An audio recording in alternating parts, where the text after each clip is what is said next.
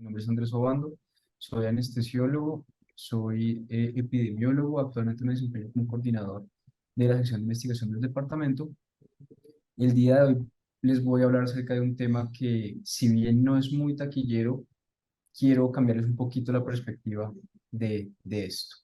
Entonces, la unidad de cuidado postanestésico, la anestesia contemporánea, es realmente el puente entre el quirófano y su casa. Cuando me pusieron este tema, estuve un poquito consternado porque no sabía muy bien qué podría decir yo al respecto. Digamos que mi fuerte es más la investigación y la estadística y matemáticas y cosas que no le gustan mucho a la gente, pero pues les voy a hacer un spoiler, como hizo ahorita el doctor Kerguelen, y la respuesta es sí. La unidad de cuidado postanestésico de la anestesia contemporánea es un puente entre el quirófano y su casa, pero lo que les vengo a mostrar el día de hoy es cómo. ¿Listo? Entonces, bueno, primero tenemos que hablar indiscutiblemente acerca de la calidad en la prestación de los servicios de salud. Ya sabemos desde hace bastante tiempo que esto se presenta en seis ejes principales. Tenemos un eje de equidad, de seguridad, de accesibilidad, efectividad, cuidado centrado en el paciente y eficiencia. Estas son las dimensiones de la calidad y así nos miden a nosotros también. Mm, Particularmente desde el punto de vista de la anestesiología, nosotros participamos de manera directa en estas tres, en la seguridad, en el cuidado centrado en el paciente y en la eficiencia. Si nos podemos a discutir un poquito más, podríamos llegar a hablar de los otros tres ejes, pero vamos a enfocarnos en esto. ¿Y por qué? ¿Cómo la unidad de cuidado postanestésico va a tener injerencia sobre la calidad en la atención? Como les dije, vamos a hablar de seguridad, de cuidado centrado en el paciente y de eficiencia. Para ponernos en contexto, ¿de dónde viene la unidad de cuidado postanestésico? Lo más importante que tenemos que tener en cuenta es que se creó antes de la anestesia, ¿sí? Hablamos de que la primera anestesia fue aproximadamente en 1846.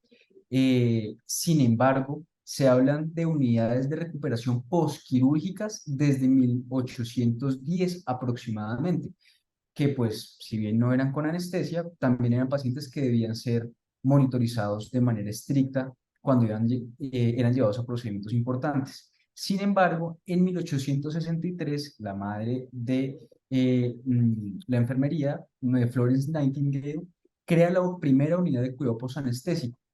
Eh, Se dio cuenta que no todos los pacientes les iba tan bien con la anestesia, en ese momento principalmente por éter y cloroformo, y decidió empezar a monitorizarlos de manera cercana después de sus procedimientos quirúrgicos. Aproximadamente en 1873, Charles Stones publica en el British Medical Journal detalladamente el uso de la unidad de cuidado postanestésico para monitoría. Ya pasamos de un paradigma desde el punto de vista de la enfermería, que como sabemos está centrado en el paciente, a un paradigma médico en el cual estamos centrados de alguna manera en la enfermedad o en las potenciales complicaciones que podemos tener después de un procedimiento. Sin embargo, este boom de las unidades de cuidado postanestésico o salas de recuperación como se conocían antes, estalla mm, en la Segunda Guerra Mundial. ¿Por qué? Porque la escasez de enfermeras hacía que fuese necesario que más de un paciente fuera monitorizado por una sola enfermera. Y digamos que es el diseño que tenemos actualmente de una unidad de cuidado postanestesia. Entonces, esto le da una forma un poco más real a la unidad de cuidado postanestésico como lo conocemos ahora. En 1947 se publica en JAMA el impacto que tiene la unidad de cuidado postanestésico en las fatalidades posoperatorias. Se dieron cuenta que cuando usted implementaba una unidad de cuidado postanestésico, disminuía aproximadamente un 47% la mortalidad de los pacientes en el posoperatorio inmediato. Entonces, esto fue absolutamente revelador para la práctica de la anestesia, de la cirugía y del cuidado perioperatorio. Tanto así que en 1979 en Phoenix se establece la unidad de cuidado postanestésico como clave en los procedimientos clínicos y quirúrgicos ambulatorios. Entonces, hablamos de la unidad de cuidado postanestésico no solamente como la sala de recuperación del paciente, sino base en la medicina perioperatoria. Ahora, Esta es una tabla que dice cuáles eran los requerimientos y ventajas de un área de recuperación, como se conocía en ese momento, en 1951. Solamente quiero que vean lo que se requiere. Es absolutamente lo que necesitamos todavía. Entonces es algo muy importante y muy destacable que desde tan temprano en la historia de la anestesia nosotros identificamos que el paciente tiene riesgo en el posoperatorio e intervenimos de manera temprana idealmente. Entonces, ¿qué requerimos? Tiene que ser supervisada por un anestesiólogo, tiene que haber disponibilidad de un equipo quirúrgico, tiene que tener enfermeras entrenadas, tiene que tener oxígeno, succión, vías aéreas, medicamentos, 2 camas por cada sala quirúrgica. Tiene que estar en el mismo espacio que las salas de cirugía, abiertamente 4 horas. Eso es lo que tenemos ahorita, literalmente. Entonces, fue muy visionario de parte de los médicos en ese momento generar esta unidad de recuperación post-anestésica. Ahora, ya enfocándome en los 3 ejes de los que hablé principalmente, ¿por qué la unidad de cuidado post-anestésico me da seguridad? Realmente, como les dije, no es el tema de que más se habla. Estas guías son aproximadamente del 2012, la primera vez que se hicieron fue en el 2001. Son las guías para el cuidado post-anestésico. Y el objetivo real, el objetivo como se puede ver acá, es optimizar la seguridad del paciente. ¿De qué paciente? De un paciente que está en un estado aún de total vulnerabilidad, porque es un paciente que está emergiendo de la anestesia con reflejos de vía aérea que pueden estar conservados o puede que no tanto, con sangrado, con dolor, con un montón de situaciones, y por eso se estandarizan los procesos. Digamos que pues esta guía, como cualquier guía de práctica clínica, tiene su evidencia y todas estas cosas, pero se estandarizan los procesos en pro de optimizar la seguridad del paciente. Obviamente, todo siendo individualizado como en cualquier cosa de la medicina. ¿Por qué seguridad? Sigamos hablando de seguridad. Porque es que el cuidado perioperatorio es eso, es cuidado perioperatorio. Está desde antes, durante y después de un procedimiento quirúrgico, según algunos autores, hasta la recuperación total o la máxima recuperación que va a tener un paciente. En recuperación, los pacientes pueden tener mortalidad. ¿Por qué mueren los pacientes en recuperación? Hacen embolias pulmonares, como lo podemos ver acá, tienen compromiso de la vía aérea, ¿sí? Tienen hipoxia, pueden hacer reacciones alérgicas, pueden generar sangrados intracraneales, pueden tener eventos cardíacos, pueden tener sobredosificaciones de medicamentos, ¿sí? Entonces, la seguridad es clave en la unidad de cuidado postanestésico. Y esto en pro de una atención en salud de calidad. Ahora, ¿en qué pacientes pasa esto? En todos. Esta gráfica básicamente dice que en todos. En cirugía ortopédica, ¿por qué? Porque pues claramente los grupos etarios de los pacientes que son llevados a cirugía ortopédica pues tienden a ser grupos etarios de mayor edad con unas comorbilidades asociadas esperables mayores y pues sabemos que esos pacientes tienden a complicarse más. ¿Qué pasa en recuperación? En recuperación tenemos infartos agudos del miocardio, tenemos paros cardíacos, aspiraciones pulmonares, pero miremos acá a la derecha, permítanme, yo pongo spotlight. Bueno, podemos ver que las incidencias son bajas, ¿sí? Como hablaba el doctor Kerguelen ahorita, las complicaciones en general en la anestesia son realmente bajas. ¿Cuál es la desventaja de las complicaciones en anestesia? Que todas estas complicaciones mayores, así tengan unas incidencias relativamente bajas, ¿sí? 210 por cada 10.000 cirugías, son potencialmente mortales. Entonces, en la unidad de cuidado posanestésico tenemos la obligación de brindar seguridad para detectar de manera temprana las complicaciones que puedan afectar la calidad del cuidado perioperatorio de nuestros pacientes. También tenemos complicaciones menores, hipotensión, hipertensión, hipoxemia, náusea y vómito, bradicardia. Esas complicaciones menores, de no ser atendidas, se vuelven complicaciones mayores. Entonces, es muy importante tener esto en cuenta.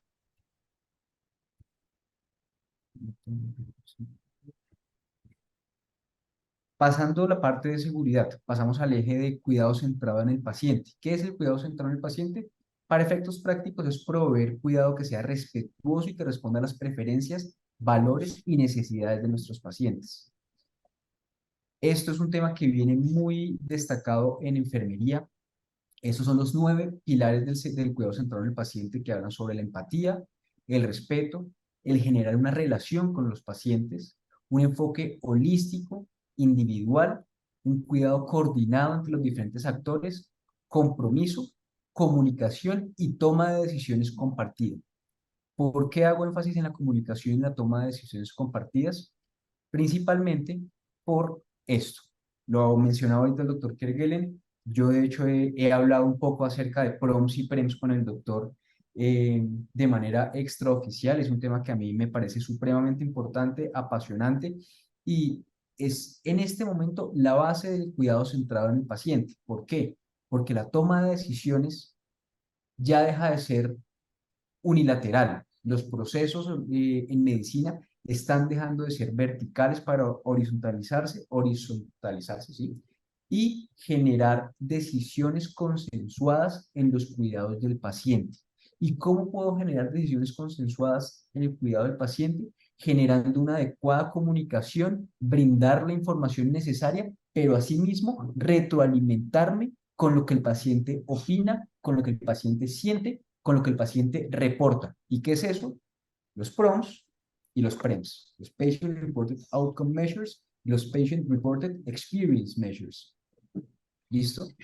PROMs y PREMs se hablan desde 1960, hay un montón, hubo un boom desde el 2008, pero una cuestión muy particular, y es algo de mi área de estudio, es que los PROMs en anestesia han estado olvidados durante mucho tiempo. Nosotros no somos buenos utilizando PROMs ni PREMs.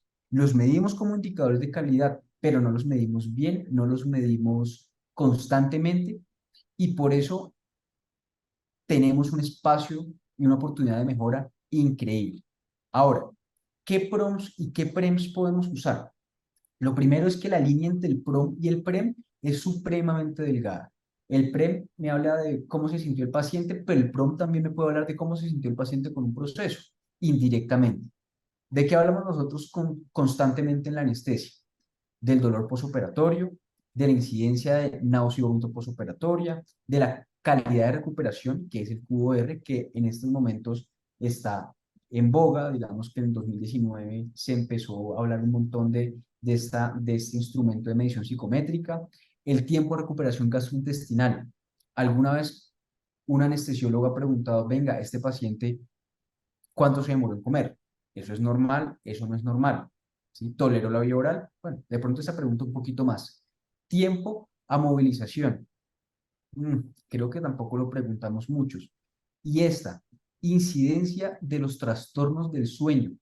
Esto lo hizo un autor, o bueno, un grupo de autores que tiene una iniciativa que se llama el Compact STEP, que lo que están haciendo es tratando de estandarizar los desenlaces que deberíamos medir en medicina peroperatoria y puntualmente los desenlaces reportados por el paciente. Ahora, ¿sabemos si el paciente se va a su casa y llega a dormir bien? ¿Le da insomnio? ¿Le da hipersomnia? ¿Qué clase de insomnio le da? Es apenas esperable que si usted lo puso a dormir de manera exógena con medicamentos, tenga un trastorno del sueño. ¿Lo medimos? No. ¿Le importa al paciente? Sí. ¿Es cuidado centrado en el paciente? Claro. Si es cuidado centrado en el paciente, me habla de calidad totalmente. ¿Mm?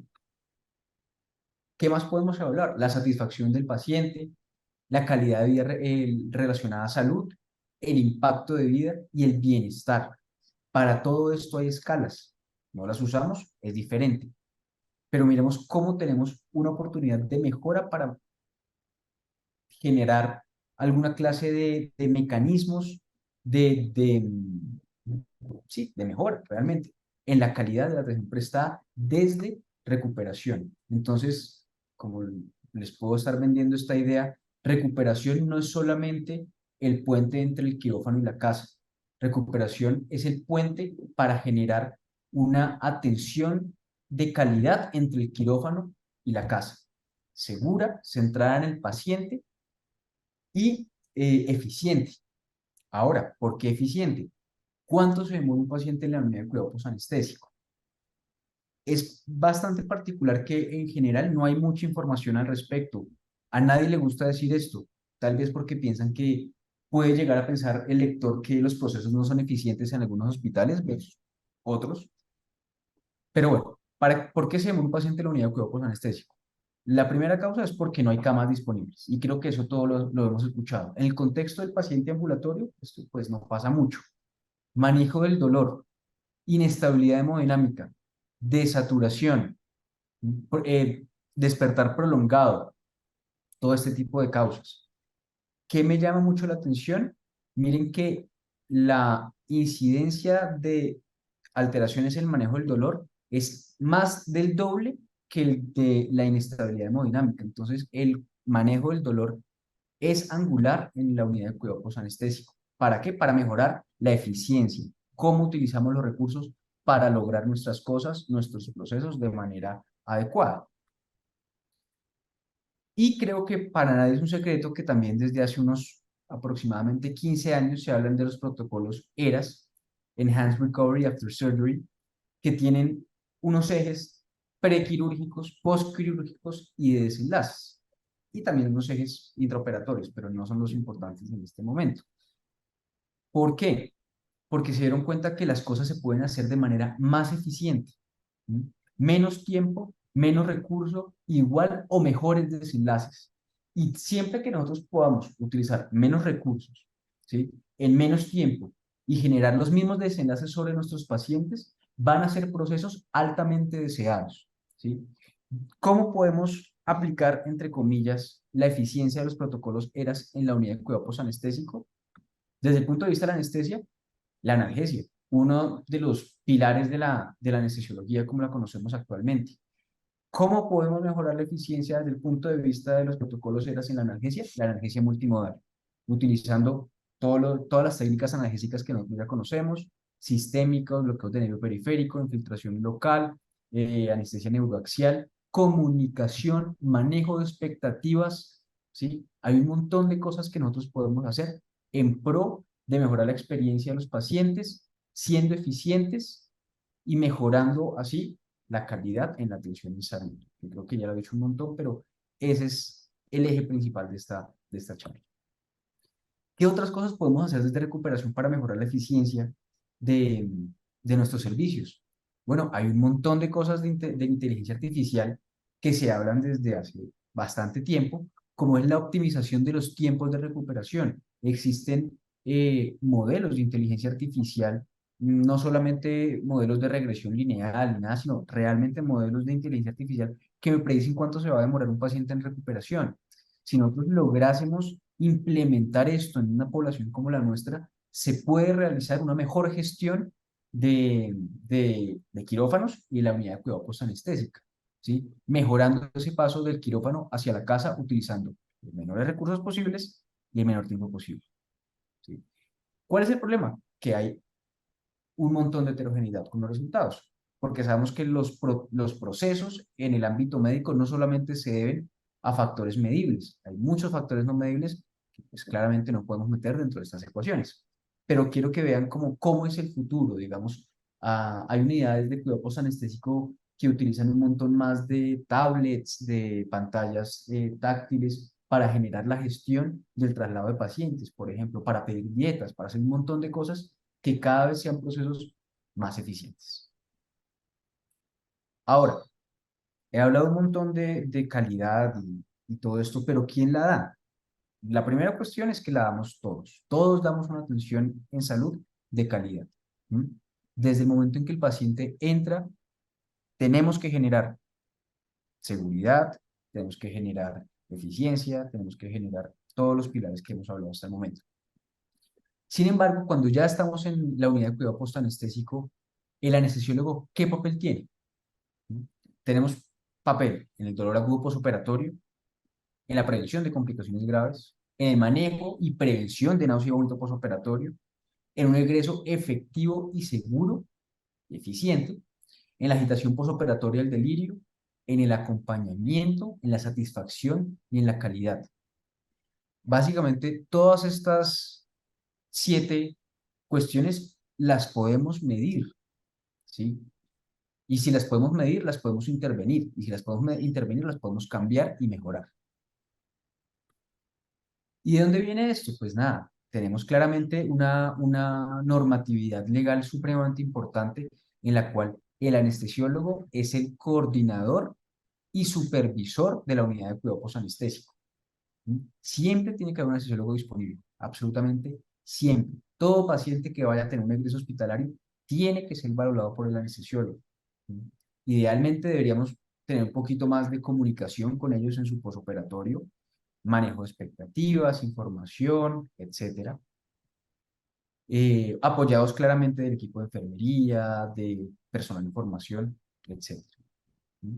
Esta es la normatividad colombiana de la Guía Técnica de Buenas Prácticas para la Seguridad del Paciente en la Atención de Salud. Eh, Nos hablan también, bajo la responsabilidad de un anestesiólogo cuyo nombre tiene que estar escrito en la unidad de cuidado posanestesia. Todo lo referido tiene que estar consignado en un formato específico, siempre bajo la supervisión del anestesiólogo encargado. Muchas veces la unidad de cuidado posanestésico es una zona relegada que no a mucha gente le gusta ir, pero la cantidad y la calidad de impacto que tenemos sobre nuestros pacientes es absolutamente indescriptible.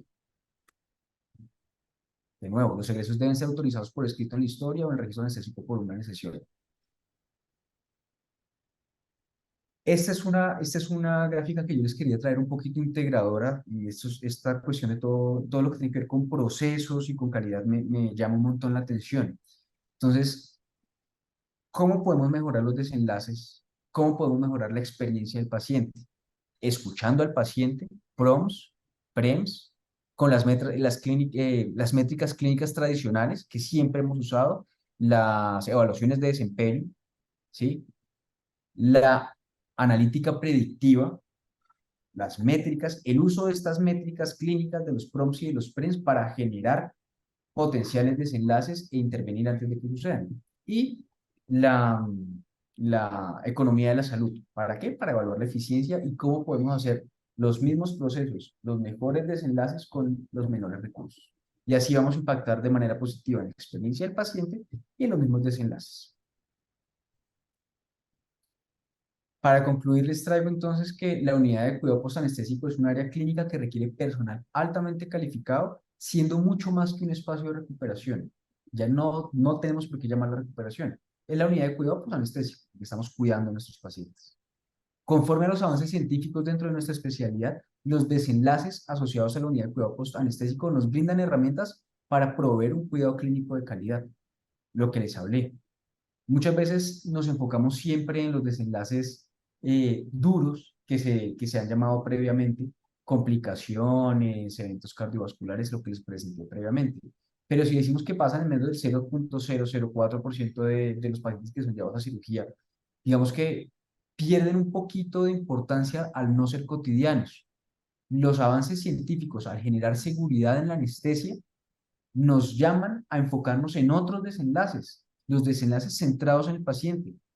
Preguntemos al paciente cómo está, cómo se siente, está bien, qué le hace falta, tiene frío, está ansioso, está temblando. Hay un montón de desenlaces que podemos utilizar actualmente. Y la conclusión principal es que la unidad de cuidado posanestésico es realmente el puente entre el quirófano y su casa.